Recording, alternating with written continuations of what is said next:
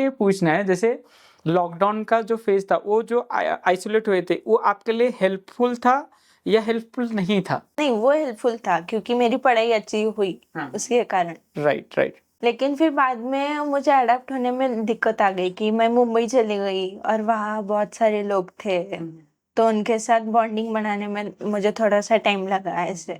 Right. जैसे कि आप नीट हो गई, फिर बॉम्बे शिफ्ट हुए, फिर जैसे अकेले थे, वहाँ पे नए लोग, नई सब प्लेस या जो भी, राइट। तो वहाँ पे मोस्ट ऑफ द टाइम जब एंट्री करते हो आप, राइट, एमबीबीएस के लिए, तो क्या डिफ़िकल्टीज़ रहती है? हाँ, हमारे लिए पढ़ना कुछ चैलेंज नहीं है क्योंकि हम वही करते आ रहे हैं 11 से, तो वो चैलेंज नहीं था, लेकिन एनवायरनमेंट अलग था, लोग अलग थे। रहने के लिए हॉस्टल फर्स्ट टाइम मैं मम्मी को छोड़ के बाहर गई थी, तो वो सब अडॉप्ट करने के लिए मुझे 6 महीने 1 साल गया।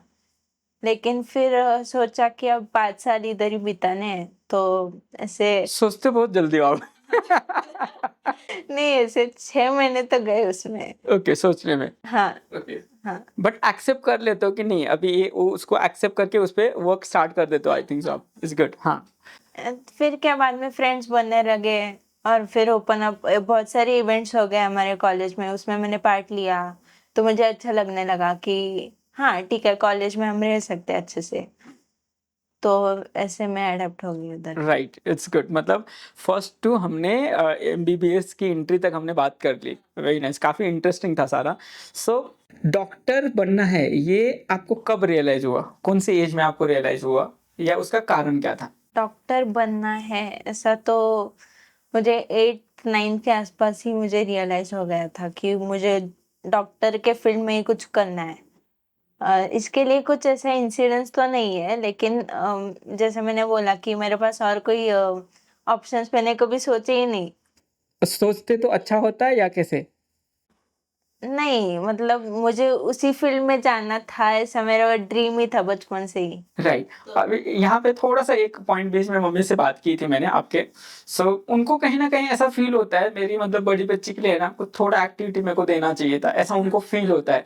तो आप उसको कैसे देखते हो?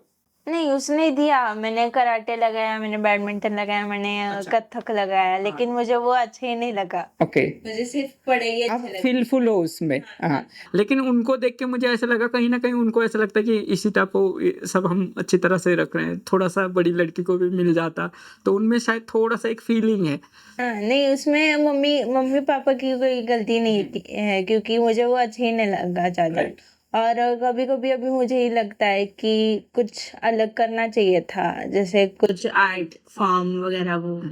तो मैं ऐसा सोच रही हूँ कि सब होने के बाद तो कर ही सकते हैं ना, 40 साल के बाद सेटल हो जाएँगे और बाद में कुछ करेंगे। जैसे मम्मी ने अभी लॉकडाउन में उसका पेंटिंग शुरू किया, तो वैसा मैं कर ही सकती हूँ बाद में।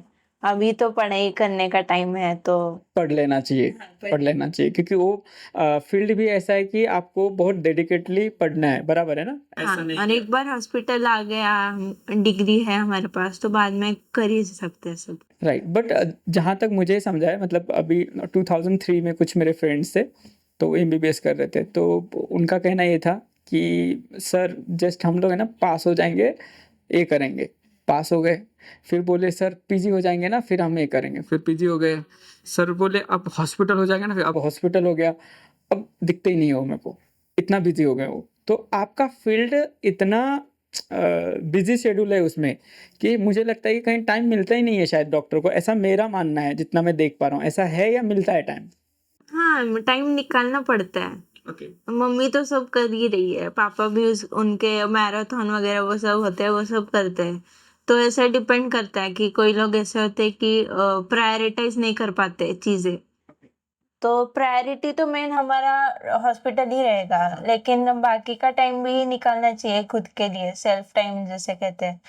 तो उसके कारण ऐसा होता है कि स्ट्रेस लेवल भी कम होती है, क्योंकि मेडिकल फील्ड में स्ट्रेस तो बहुत होता है, उसको मेंटेन करना हमारे ही हाथ में होता है। ओके। तो उसको मेंटेन करने के लिए वो पैशन आ जाता है कि मैंने कुछ उसके उससे हट के कुछ किया।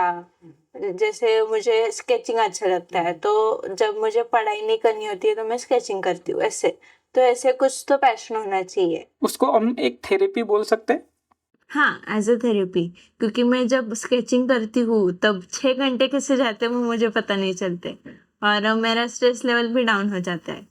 तो हर एक बच्चे में कुछ तो होना चाहिए ऐसे। ओके, वो रहता ही है। अगर यह नहीं रहा तो भी कहीं अगर जुड़ जाता है तो उसका बन जाता है, ऐसा बोल सकते हैं? हाँ, राइट? वो हर एक बच्चे में होता है।